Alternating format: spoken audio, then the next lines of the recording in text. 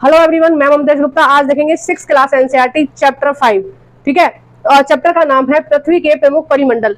तो पृथ्वी के कौन कौन से परिमंडल है, आज इस चैप्टर में हम इसके बारे में अध्ययन करेंगे।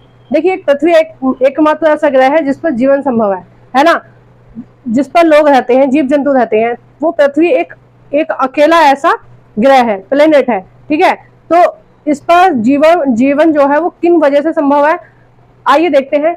तो इस पर प्रमुख 3 परिमंडल पाए जाते हैं, भूमंडल, वायुमंडल और जलमंडल।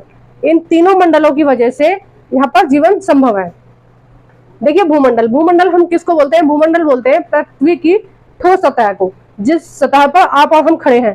ठीक है, उसको हम बोलते हैं ठोस सतह, यानी कि पृथ्वी के धरातल को, है ना, पृथ्वी के धरातल को या इस धरती को, जो भी आप कहना चाहें अपनी स्थानीय भाषा में, तो उसको हम बोलते हैं पृथ्वी की ठोस सतह। तो उसकी वजह से क्या है, यहाँ पर जीवन संभव है मनुष्य का, क्योंकि हम आसानी से रह सकते हैं। अगर इस पर ठोस सतह नहीं होती, केवल पानी ही होता, तो रहना बिल्कुल असंभव था। पानी में हम कैसे रहते, या फिर पूरा ही ग्रह ये गैस से बना होता तो भी रहना संभव नहीं था। जैसे बृहस्पति ग्रह है, वो पूरा की पूरा गैस से बना हुआ है, तो उस पर जीवन संभव नहीं है। कैसे रहेंगे? कहीं अपने पैर रखने के लिए भी तो जगह होनी चाहिए ना, उस तरह से। तो मैंने आपको बताया भूमंडल क्या है, पृथ्वी की ठोस सतह। वायुमंडल क्या है? वायुमंडल हमारे पृथ्वी को चारों तरफ से घेरे हुए है, जो हमको भी चारों तरफ से घेरे हुए है वायुमंडल। देखिए, आपके आसपास बहुत सारी हवा होती है, कई बार हवा चलती हुई आपको दिखाई देगी। ठीक है, समीर चलता हुआ पता चलेगा कि हाँ हवा चल रही है। लेकिन अगर आप शांत कमरे में भी बैठ जाएं, बिल्कुल शांत कमरे में, बिल्कुल उसमें कोई हवा की हलचल आपको महसूस नहीं हो रही है, उस तरह के कमरे में भी आप बैठ जाएंगे, तब भी आपके आसपास बहुत सारी हवा होती है ना। और इस हवा में बहुत सारी गैसें होती हैं, बहुत सारी गैसों का मिश्रण होता है, और ये बहुत सारी गैसों का मिश्रण एक संतुलित अनुपात में होता है, एक निश्चित अनुपात में होता है और होना चाहिए। जब ये अनुपात बिगड़ जाता है, उसकी वजह से पर्यावरण प्रदूषण होता है। देखिए, तो जो हम सांस लेते हैं, जरूरी नहीं है कि हमारे जीवन के लिए ऑक्सीजन की जरूरत होती है, लेकिन जरूरी नहीं है कि हम ऑक्सीजन ही लें, क्योंकि वायुमंडल में बहुत सारी गैसें हैं, और वायु जो अदृश्य है, दिखती नहीं है हमें, है ना, हमारी साधारण आंखों से नहीं दिखती है। इस वायुमंडल में ऑक्सीजन भी है, नाइट्रोजन भी है, कार्बन डाइऑक्साइड भी है, और इसमें आर्गन भी है। बहुत सारी गैसें हैं जो हमें दिखती नहीं है, हमें पता नहीं चलता है कि बहुत सारी गैसें हैं, क्योंकि वो दिखती नहीं है हमें। जब हम सांस लेते हैं तो ये सारी गैसें भी हमारे अंदर जाती हैं, है ना, सांस के साथ। लेकिन हमारी बॉडी को सबसे ज्यादा जरूरत होती है ऑक्सीजन की, तो इसलिए हम हमेशा ऑक्सीजन के ही बारे में बात होती है। जब भी हम बात करते हैं ऑक्सीजन के बारे में बात करते हैं, पर ऐसा नहीं है कि वायुमंडल में केवल ऑक्सीजन ही है, या हम ऑक्सीजन ही अपने सांस में लेते हैं। हम बहुत सारी गैसों को सांस के द्वारा अपने अंदर लेते हैं, जो वायुमंडल में है। जितनी भी प्रकार की वायुमंडल में गैसें हैं, उन सभी गैसों को हम लेते हैं। ठीक है, ये तो हो गई वायुमंडल की बात। अब देखते हैं जलमंडल। जलमंडल क्या है? हमारी पृथ्वी पर जितने भी स्रोतों से, जितनी भी चीजों से हमें जल मिलता है, उन सबको मिला के जलमंडल बनता है। जैसे जमी हुई बर्फ, नदी, झील, तालाब, महासागर, सागर, ये सारे जितनी भी चीजें हैं जल, ये सारी चीजें क्या मिलके बनती हैं? जलमंडल। अब देखिए, हमारे जीवन के लिए स्थल भी जरूरी है जहां पर हम रहेंगे, जल भी जरूरी है, बिना जल के हम नहीं जीवित रह सकते, और वायुमंडल भी जरूरी है सांस लेने के लिए, है ना, और बहुत सारी एक्टिविटी करने के लिए। ये और सांस लेने के साथ साथ जो हम चल फिर पा रहे हैं ना इस धरातल पर, इस ठोस सतह पर, वो वायुमंडल की वजह से ही चल पा रहे हैं। क्योंकि एक जो प्रेशर है बॉडी हमारी बाहर की तरफ करती है, और दूसरा प्रेशर जो है, वो जो वायु है वो हमारे ऊपर ऐसे करती है। ठीक है, हमको स्टे रखती है इस धरती पर, ठीक है, इस धरातल पर। जो वायुमंडल की गैसें हैं वो हम हमारे ऊपर ऐसे प्रेशर करती हैं, और हमारी बॉडी जो है वो बाहर की तरफ प्रेशर करती है उन गैसों पर। तो वो जो संतुलन बना रहता है, उसकी वजह से ही हम चल फिर पाते हैं। जबकि हम अंतरिक्ष में जाते हैं तो अंतरिक्ष में वायुमंडल नहीं है, और वायुमंडल का प्रेशर भी नहीं है, इसीलिए हाँ, जो अंतरिक्ष यात्री होते हैं वो अंतरिक्ष में चल नहीं सकते। वो क्या है, हवा मतलब बीच में ही रहते हैं सारी चीजें। वो आपने देखा होगा, वो जो भी अंतरिक्ष यात्री होते हैं, वो जो वायुयानों में जाते हैं, वो क्या है, वो एक तरह से आप देखेंगे कि उस वायु में तैरते रहते हैं।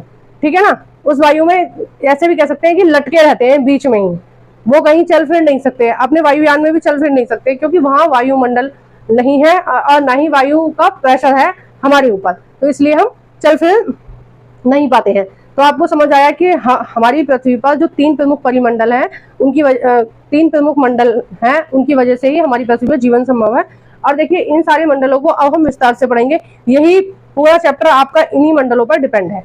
अब सबसे पहले हम भूमंडल के बारे में देख लेते हैं। जो भूमंडल है उसकी सतह को हमने 2 भागों में बांट दिया है। एक भाग में तो हमने ठोस सतह को ले लिया है जिस पर हम रह रहे हैं, ठीक है। अब धरातल पे जो लेवल है हमारा, उसमें कहीं कहीं समुद्र है, कहीं कहीं स्थल है। तो एक को तो हमने बांट दिया स्थल पे और दूसरे को बांट दिया है हमने समुद्र में, ठीक है, यानी कि जल महासागरों में। अब देखिए हम ये जो अध्ययन करेंगे महाद्वीप और महासागरों को, ये मैं आपको फुल स्क्रीन पे दिखाऊंगी अभी एक 2 मिनट बाद इसको मैं फुल स्क्रीन पे दिखाऊंगी, क्योंकि ये बिना मैप के आपको समझ नहीं आएगा। ये मैं आपको अभी मैप से समझाऊंगी इसको पूरा, महाद्वीप को और महासागर को। मैप से समझेंगे तो ज्यादा टाइम तक याद रहेगा, हमेशा के लिए स्टे रहेगा आपके माइंड में।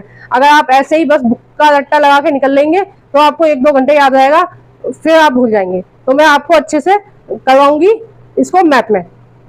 अब देखिए ये मैंने कुछ लाइन लिखी है, उनको देख लेते हैं। देखिए कभी भी हम जब किसी भी पहाड़ पर्वत की या किसी भी गर्त की, यानी कि जो गहरे गहरे गड्ढे होते हैं समुद्र में या स्थल पर भी होते हैं, कई जगह होते हैं, उनका हम पता कैसे लगाते हैं? हमें कैसे पता चलेगा ये पहाड़ी इलाका है, ये पठारी इलाका है, ये पृथ्वी से कितना ऊंचा है, कितना नीचा है, हम कहाँ से नापेंगे उसको? तो हम नापते हैं समुद्र तल से। और हम समुद्र तल से क्यों नापते हैं?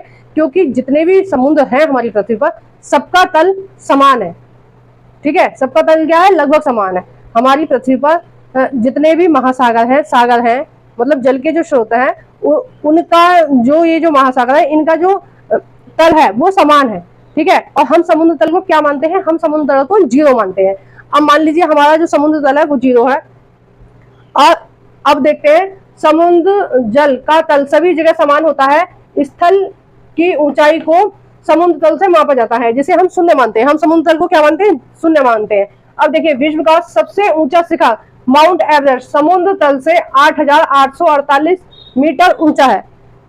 जो ये माउंट एवरेस्ट है वो समुद्र तल से, मैंने आपको बताया ना, किसी भी हम पहाड़ पर्वत किसी भी चीज की लंबाई हम नापेंगे तो हम किससे नापेंगे? समुद्र तल से, ठीक है। अब देखिए जो माउंट एवरेस्ट है ये क्या है? हिमालय की सबसे ऊंची चोटी है। और ये माउंट एवरेस्ट बिल्कुल भी भारत में नहीं है। कई लोग ये सोचते होंगे कि ये हमारे भारत में है, ये हमारे भारत में नहीं है, ठीक है। ये कहाँ है? नेपाल में है।